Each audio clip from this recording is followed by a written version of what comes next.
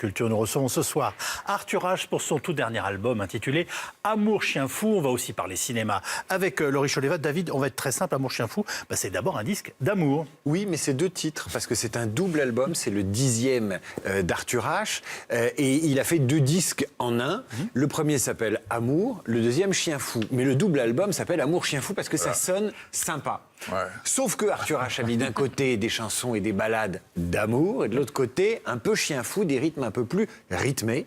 Et que pour réunir tout cela, pour l'inspirer, pour le mettre sous perfusion, il a quand même fait un tour du monde.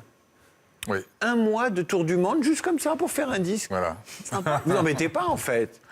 Pardon ? Vous embêtez pas, en fait. Non, ça s'est fait par hasard. Et c'est vrai qu'à chaque disque, je me pose la question, qu'est-ce que je ne sais pas faire et qu'est-ce que j'ai jamais fait ? J'avais jamais fait le tour du monde, donc voilà. Et donc, vous êtes allé piocher à Bali des ambiances, au Mexique. Comment on devient chasseur d'ambiance pour faire un disque ? Eh bien, donc j'ai fait ce disque un peu avec plein de gens fabuleux évidemment, mais 2 personnes en particulier, Nicolas Repac et Léonore Mercier, ma compagne. Et Léonore m'avait donné cette idée de faire 2 disques, un lent, hypnotique, doux, avec des ballades atmosphériques. Je sais que les gens aiment bien quand je fais des ballades, et puis l'autre plus disco-punk, barré, fou, dansant. Et on s'est aperçu bien ça aussi quand vous le faites. Voilà. On s'est aperçu que ces 2 pays extraordinaires que sont le Mexique et Bali correspondaient exactement à ces 2 atmosphères. Ah oui, la sérénité à Bali et l'excitation au Mexique. Voilà, c'est ça, la folie, le chaos. Ça donnait un morceau qui s'appelle Carnaval chaotique au Mexique. Et puis à Bali, ça donnait un morceau qui s'appelle Le Passage, qui n'est constitué que de gongs que Léonore a enregistré là-bas. On va écouter le côté balade. C'est la boxeuse amoureuse, des images sublimes. Vous allez reconnaître notamment Roche Dizem. Et là, on est dans l'Arthur H doux. Oui. Voilà. Tomber, ce n'est rien. Puisqu'elle se relève. Un sourire sur les lèvres.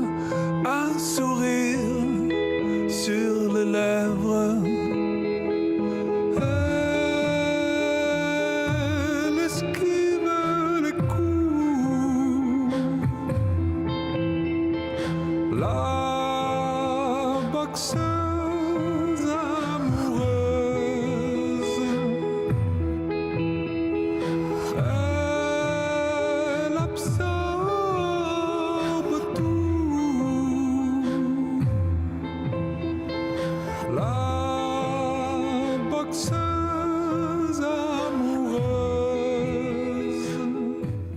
Alors non seulement le clip est très beau, mais on découvre, enfin moi j'ai découvert un Arthur H qui dans les aigus, il laisse tous les petits cailloux de sa voix quand il est dans les graves, il les laisse en bas de la colline et il monte comme ça avec une voix très pure. Où êtes-vous allé chercher cette voix d'enfant de cœur qu'on ne connaissait pas ? C'est pas une voix d'enfant de cœur, j'ai pas fait ma première communion, je suis pas baptisé malheureusement, je finirai en enfer.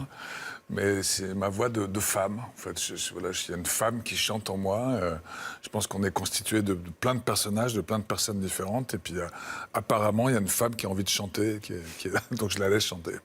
Alors, c'est un album où vous avez mis beaucoup enfin, beaucoup de vous-même, c'est la palissade de dire ça, mais vous parlez un peu de la famille. Il y a une chanson qui s'appelle Brigade légère, vous parlez de vos sœurs. Là, la boxeuse amoureuse, ce serait une référence à votre maman. Ouais. Et puis, il y a des allusions, alors tout à fait nouvelles. Moi, je ne pensais pas un jour avoir Arthur H et parler du général de Gaulle sur un plateau. Et il y a une chanson qui s'appelle Général Love. Of Love. Of Love. Oui. Alors là, il faut nous dire... Oui, expliquez-nous cette curiosité. Vous êtes allé à Londres aussi, quoi. C'est l'appel de Londres. Oui, bon, c'est vrai que j'ai un petit fantasme gaullien, bien sûr. J'avais déjà écrit une très longue chanson qui s'appelait Le Général de Gaulle dans la 5e dimension, où je racontais une histoire d'amour torride avec Yvonne. Il dansait, puis tout d'un coup, les nazis arrivaient dans un cabaret, puis par la puissance de sa voix, il repoussait les nazis. Enfin, voilà. Je trouve que le de Gaulle, c'est un personnage très multiple, mais aussi fantasmagorique. D'ailleurs, lui-même, dans sa biographie, il commence la première page, il parle de la France comme d'une princesse, comme d'une espèce de femme, comme ça, très très belle, qui doit séduire, qui emplit son cœur. Donc il est déjà dans un imaginaire.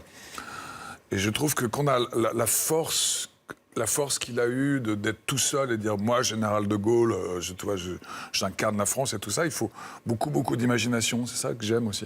Alors après l'appel de Londres, on va aller à Tokyo. Là, c'est la partie peut-être un peu plus déjantée de l'album. Tokyo Kiss, ça s'appelle. Et encore, c'est très beau. Et il y a des ambiances, il y a des couleurs. Et il est allé pêcher des inspirations aussi. Oh, please, please, oh, tell me, please.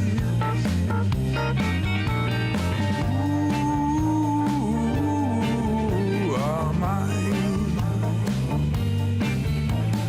I lost my name in a Tokyo kiss. I lost my name. I lost my name in a Tokyo kiss.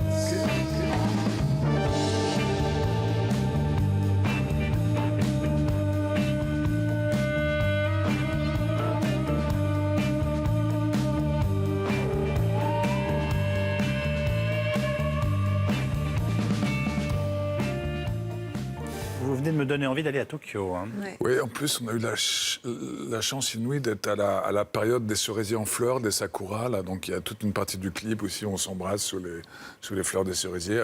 Alors, on voit que nous, dans l'image, mais en fait, en vrai, il y avait des milliers de Japonais autour qui boivent. Et se prennent en photo. Qui boivent? Ils boivent. Et on sent le plaisir, parce que c'est un double album, si on, à l'écoute, si on se met tranquille, etc.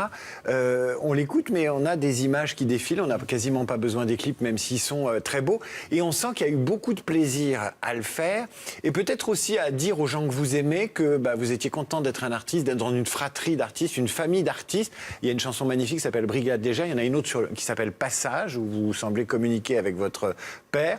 Comment va la famille? Est-ce que vous envoyez vos disques quand ils sortent? Donnez-nous des comme nouvelles ça de la famille, alors c'est ça. Ah, la famille. Ouais. Bah oui, c'est vrai. Toujours qu'on compliqué, la famille. On a un rite un peu sacré de toujours faire écouter nos disques respectifs ensemble. C'est un moment important où on se réunit, et on fait des exercices d'auto-admiration, d'admiration de l'autre. Mais j'imaginais pas, moi, que vous vous réunissiez. J'imaginais peut-être un dîner dominical pour avec un écouter gigot des disques, flageolet. Vous les avez sondés. J'ai toujours fait écouter, je pense, pratiquement tous mes disques à mon père, et puis lui, ses disques aussi. Ouais. Et Isia aussi, bien sûr. Mais vous êtes toujours dans la bienveillance ou parfois vous dites des choses Oui. un petit peu plus rudes? C'est difficile, hein? Ah oui, moi j'ai un parcours un peu chaotique, un peu compliqué. C'est vrai que Oui, c'est votre charme. C'était une histoire, c'est une famille sauvage. C'est une famille de sauvages, donc c'est normal. Mais maintenant, ça va très bien. Donc, je suis très apaisé avec ça. Mais votre père, il vous a dit quoi quand il a entendu ce disque? Votre père, il vous a dit Là, vas-y, fonce. Il aime, il me dit toujours des choses très touchantes. Ouais. Il y a plein de chansons surprenantes. Il y en a une où les seins lui poussent aussi. Il est devant sa glace et il a les seins qui poussent. Et il devient une femme. Enfin, il dit finalement... C'est pas moi. Elle ou lui. C'est formidable. C'est un film sonore. Pourquoi j'ai cette étrange impression que votre voix, comme peut-être aussi votre inspiration, sont de plus en plus libres? Oui, Vous le percevez, ça, ou pas? La liberté, c'est une quête, complètement, c'est une quête constante, que je n'abandonnerai jamais. Donc, si ça peut donner de temps en temps des petits résultats, tant mieux. Mais c'est une quête importante, c'est sûr. Bon, alors il va falloir faire le tour du monde à l'envers pour le prochain disque. Voilà, bonne idée. Ouais. Le monde est vaste.